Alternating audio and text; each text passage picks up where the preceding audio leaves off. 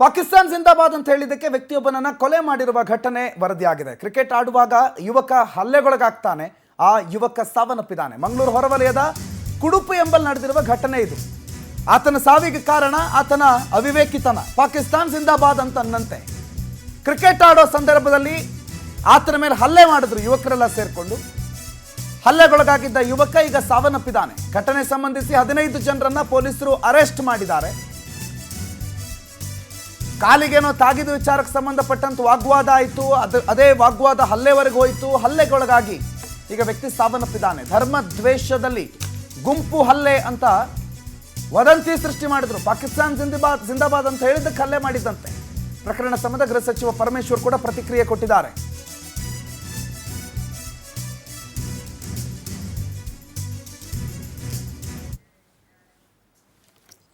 An incident of mob lynching has been reported on his name is not known at this point of time, and also his identity has not been known, whether he has come from outside the state or within the state. I was told it's just a report that this individual was shouting Pakistan Zindabad and things like that when there was a cricket match going on, a local cricket match. And when they heard this, a few people got together and beat him and all that. That incident has happened, and subsequently, he didn't die on the spot, but they said it's later on he died because of the shock and so on and things like that. But I'm yet to get the actual report, and nearly 10 or 12 people have been arrested, and further investigation is going on.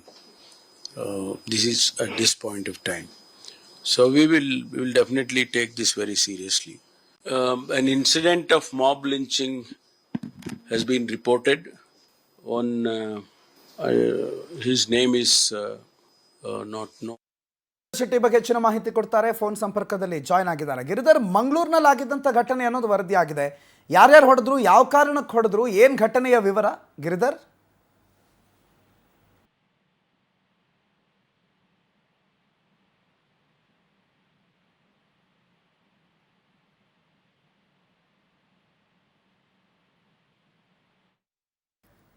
S, Giridhar ಅವ್ರನ್ನ ಮತ್ತೆ ಸಂಪರ್ಕ ಮಾಡೋ ಪ್ರಯತ್ನ ಮಾಡ್ತೀವಿ. ಮಂಗಳೂರಿನಲ್ಲಿ cricket match ಒಂದರ ಸಂದರ್ಭದಲ್ಲಿ ಏನೋ ಗಲಾಟೆ ಆಯಿತು, ಕಾಲಿಗೆ ಟಚ್ ಆಗಿದ್ದು, ಅಲ್ಲಿಂದ ಗಲಾಟೆ ಆರಂಭ ಆಗಿದ್ದು. ಆದರೆ ಗಲಾಟೆ ಮಾಡಿದಂಥ ವ್ಯಕ್ತಿ ಪಾಕಿಸ್ತಾನ್ ಜಿಂದಾಬಾದ್ ಅಂತ ಹೇಳಿದ್ದಾರೆ.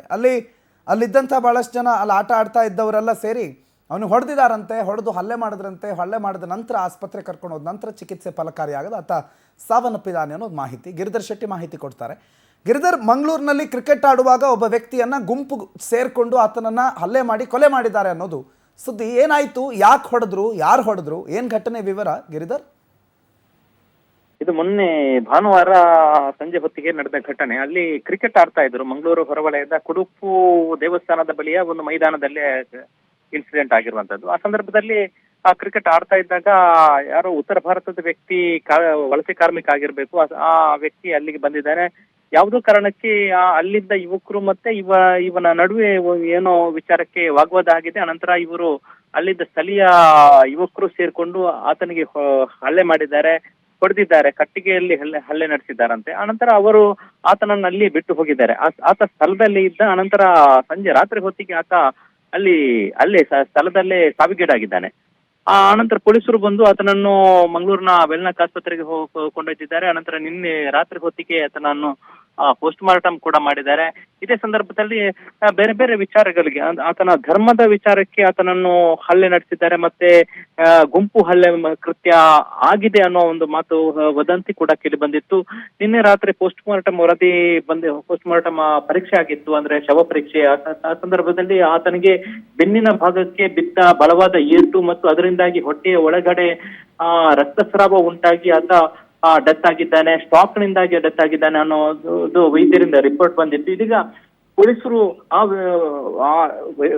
ವೈದ್ಯರ ರಿಪೋರ್ಟ್ ಆಧರಿಸಿ ಪೊಲೀಸರು ಮತ್ತೆ ಅಲ್ಲಿ ಸ್ಥಳೀಯ ಆಸ್ಪತ್ರೆನ ವ್ಯಕ್ತಿಗಳು ಮತ್ತೆ ದೂರುದಾರರು ಒಬ್ರು ಈ ಘಟನೆಗೆ ಸಂಬಂಧಿಸಿ ಕೇಶವ್ ಕುಮಾರ್ ಅನ್ನುವಂತ ಕುಲಶೇಖರದ ವ್ಯಕ್ತಿ ದೂರು ಕೂಡ ಕೊಟ್ಟಿದ್ದಾರೆ.